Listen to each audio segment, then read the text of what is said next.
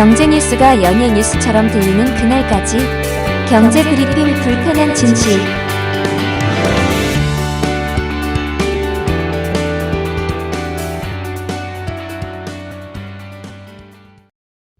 월급 빼고는 다 오르는 요즘 살기가 너무 힘들다라는 불만 여기저기서 터져나오고 있잖아요. 그래서 이 정부도 대책을 뒤늦게 내놨다고 합니다. 곧 오른다던 교통비, 우편 요금 이거 당분간 그대로 묻겠다라는 발표를 했고요. 그리고 은행 이자나 통신 요금도 조정할 방침이다. 이렇게 밝혔어요. 정부가 당장 발등에 불부터 끄겠다라고 나선 것으로 보인다는 거죠. 이에 대해 당장 가계 부담이 줄 것이다. 다행이다. 이런 반응도 나오고 있습니다. 하지만 이거 조삼모사 아니냐. 언발에 오줌 누기 수준밖에 안 된다. 이런 지적도 쏟아지고 있거든요. 왜 그런지 지금부터 정부 정책 하나하나 뜯어보도록 하겠습니다.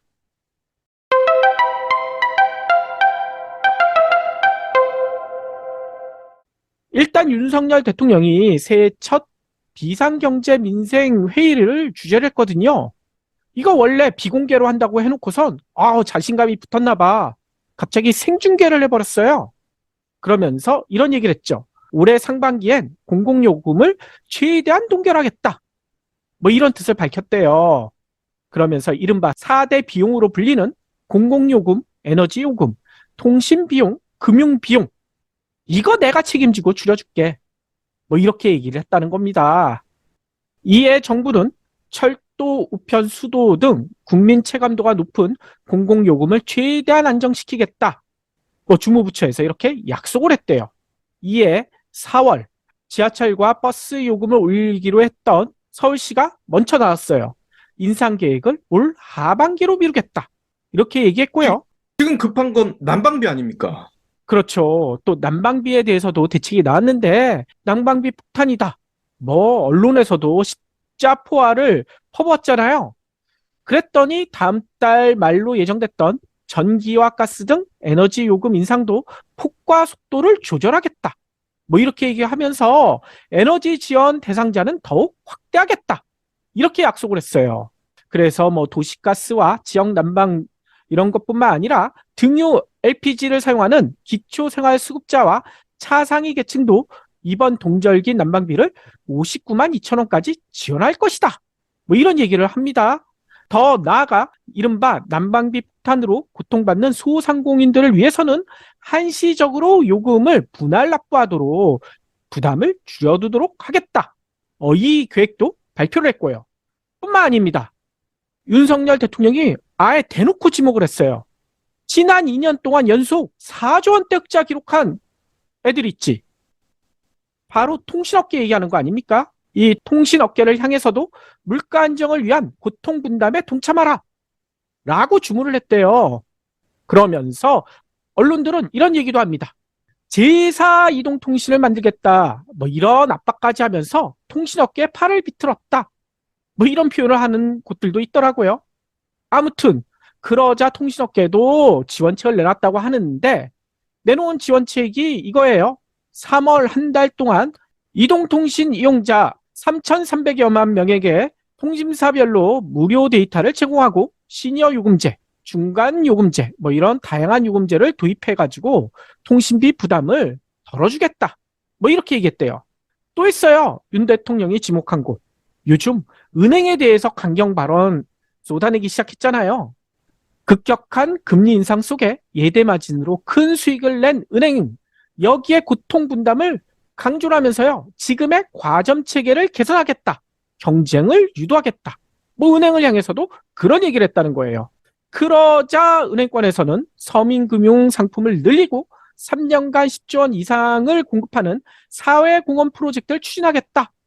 이렇게 화답을 했다고 합니다. 더 나아가 요 얘기도 합니다.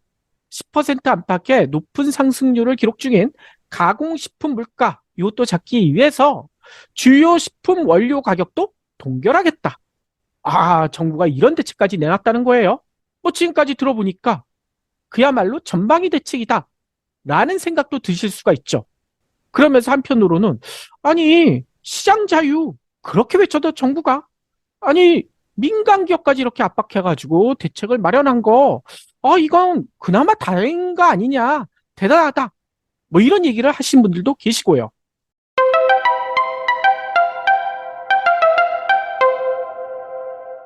정부가 이렇게 민간까지 압박해가지고 팔을 비틀었다라고 난리치고 있는 언론들, 벌써 이런 사설을 쏟아냅니다. 한국경제, 민생 엄중하지만 윤석열 정부 시장 개입 아슬아슬하다. 뭐 제목에서 뉘앙스를 충분히 알 수 있겠죠. 이번 대책을 강하게 비판해요. 요지는 이겁니다. 민간 기업 자율성을 흔들면 부작용이 더 커진다. 한국경제는 이렇게 대놓고 지적하더라고요. 서울신문, 공공요금 동결 불가피하지만 문재인 정부 남친 말아야. 제목이 이겁니다. 이걸 통해서 공공요금 인상을 마냥 찍어 누를 수만은 없지 않느냐라고 강조를 해요. 한마디로 시장 자유를 강조하는 정부의 정책 기조를 바꾸지 마라. 니네가 그걸로 당선됐는데, 대통령 선거에서 이겼는데 그거 바꾸는 게 말이 되느냐? 라는 지적이죠. 그런데 정작 중요한 얘기는 이 사설에서도 거의 하지 않더라고요. 정말 이번 대책이 민간 기업을 압박해서 나온 게 맞느냐?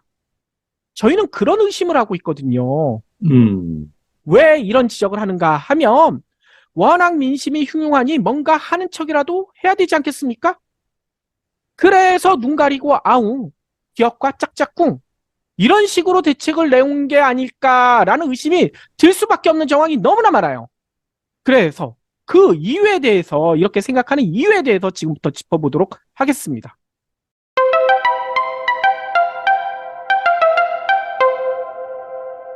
고통분담하라고 팔을 비틀어서 나왔다는 통신사의 대책. 근데 통신사들이 한 달간 가입자에게 30기가 데이터를 공짜로 준다.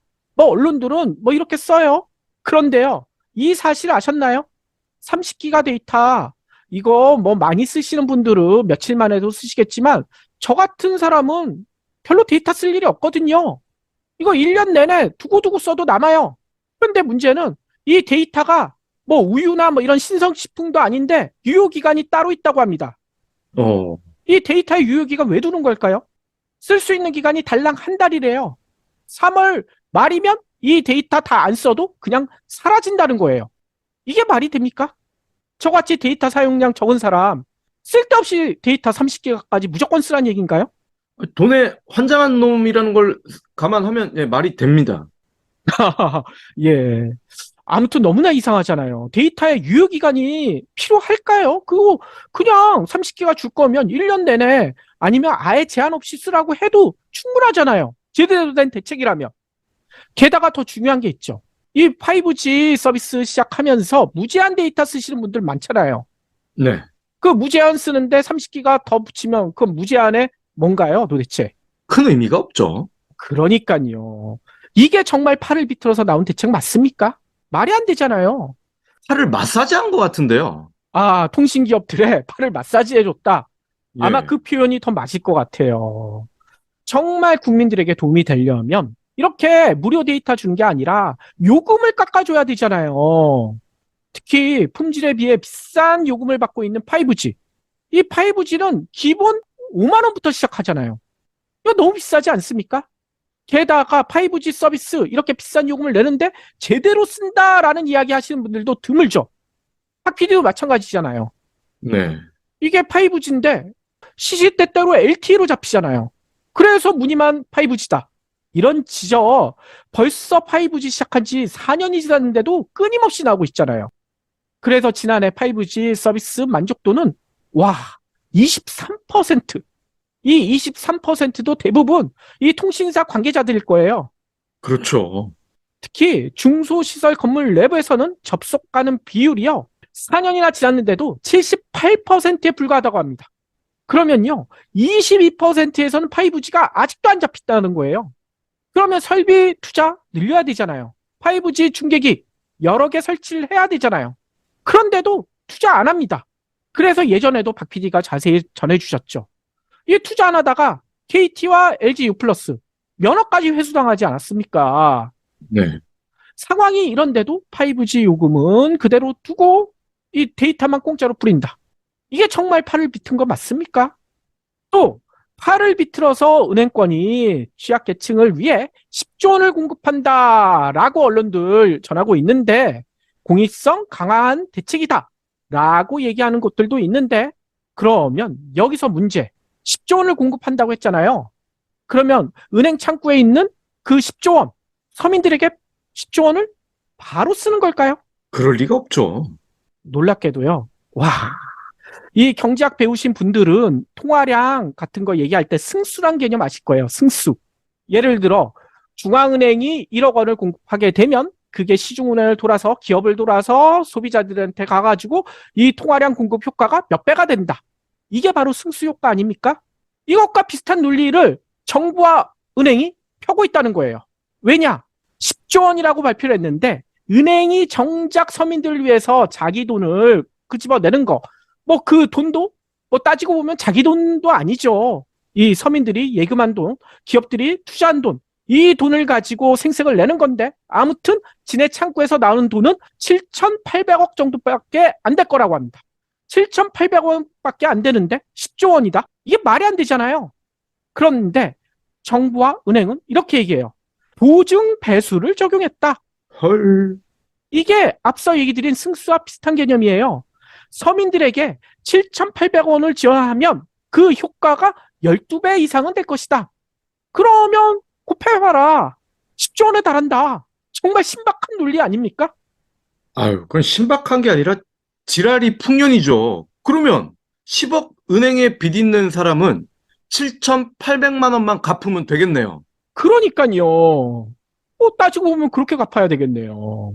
아니, 정부가 은행의 독점 체제를 깨겠다고 압박까지 해서 내놓은 대책이라는데 이런 말도 안 되는 꼼수가 들어있다는 거예요. 이게 예. 정말 압박한 게 맞느냐 의심이 들 수밖에 없다는 거죠. 다시 한번 마사지라는 게 공감되실 겁니다.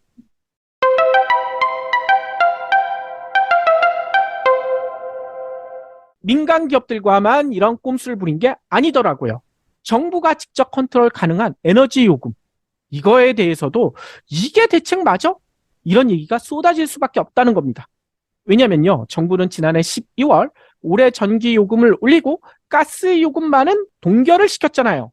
그러면서 한꺼번에 두 개 다 올리면 너무 부담이 세니 올해 2분기에 가스 요금을 대폭 올리고 전기 요금도 어쩔 수 없다. 또 올리겠다.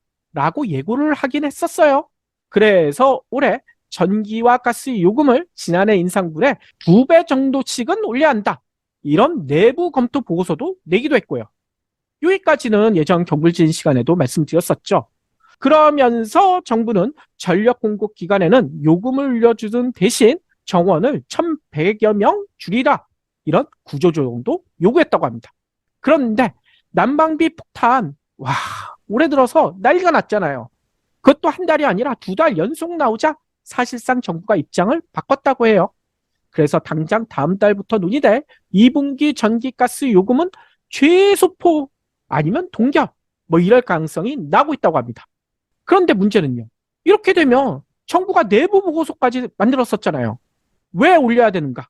에너지격 적자가 너무 커지기 때문에 이 문재인 정부가 이 적자 생긴 걸 방치했기 때문에 자기들은 어쩔 수 없이 올릴 수밖에 없다라고 얘기했잖아요. 그런데 지금 안 올린다? 그럼 똑같이 하겠다는 거 아닙니까? 그렇죠. 게다가 왜 지금 안 올리느냐? 이런 의심이 들 수밖에 없죠. 곧 총선 아닙니까? 이 총선 때문에 국민의힘에서는 당대표, 여당 당대표 선거도 지금 뭐 치열하다, 뭐 자기들은 그렇게 얘기하는데 지금 하고 있잖아요. 따라서 벌써 이런 얘기가 나온다는 거예요.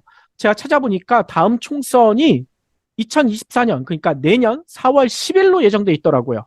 이때까지는 요금을 거의 올리지 않지 않겠느냐라는 전망이 나온다는 겁니다. 그러면 그때까지 이렇게 찍어 누르게 되면 그 다음은 어떻게 될까요? 누른 거에 몇 배 스프링처럼 튀어오를 수밖에 없잖아요. 네. 총선 이후는 더 폭탄고지서가 나올 수밖에 없지 않느냐 이런 이야기도 나오고 있다는 거예요. 아니 그런데 앞서서도 얘기했지만 지금 난방비 폭탄 터진 거 인상 요인이 있는데도 밀었던 문재인 정부 탓이 크다고 했는데 지네들도 똑같이 하고 있어요. 이게 무슨 대책이야.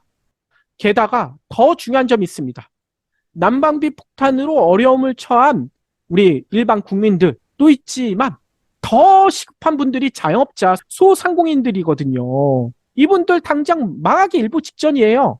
이런 얘기가 쏟아지니까 이들을 돕겠다는 명목으로 전기, 가스 요금에 대한 분할 납부, 그러니까 깎아주는 것도 아니고 그냥 나눠서 내라.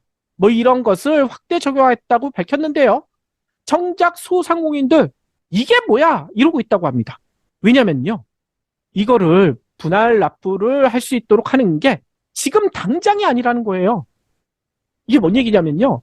전기는 7월부터, 가스는 12월부터, 지난해가 아니라 올해 12월부터예요. 이때부터 분할 납부를 할 수 있도록 해주겠다는 거예요.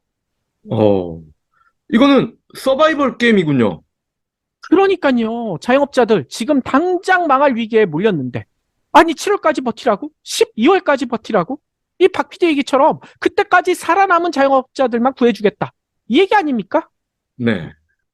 게다가 이런 얘기도 했었죠. 대중교통 요금도 동결시키겠다. 당장 올리지 않겠다. 그래도 이건 그나마 다행 아니냐? 라고 여기시는 분들도 계실 텐데요. 문제는요. 인상을 안 한다는 게 아니라 시점을 미룬 거 아닙니까? 근데 시점을 미루면서 불씨가 남아 있어요. 어떤 불씨냐? 오세훈 시장 교통약자 무임 승차에 대해 중앙정부의 지원이 있어야 교통비 인상폭을 최소화할 수 있다.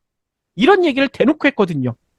그런데 이번에 윤석열 대통령이 나서서 압박을 하니 요금 인상을 하반기로 미뤘어요. 그런데 여기서 정작 중요한 자기가 강조했던 교통약자 무임 승차에 대한 대책은 아예 없습니다. 따라서 이런 의심이 들 수밖에 없죠. 대중교통요금 올리지 않는 대신 교통약자에 대한 무임 승차를 대폭 줄일 가능성이 커 보이지 않습니까? 그러려고 하는 거 아닙니까?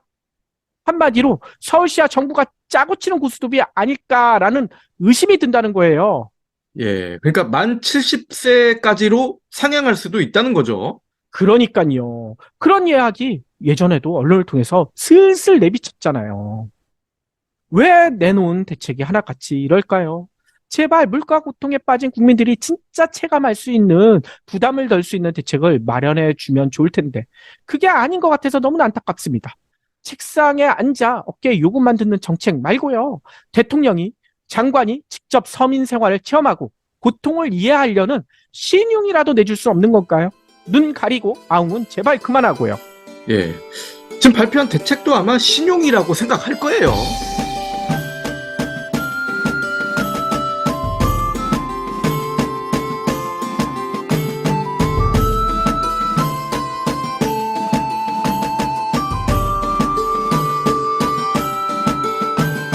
경불진 완주해주셔서 감사합니다.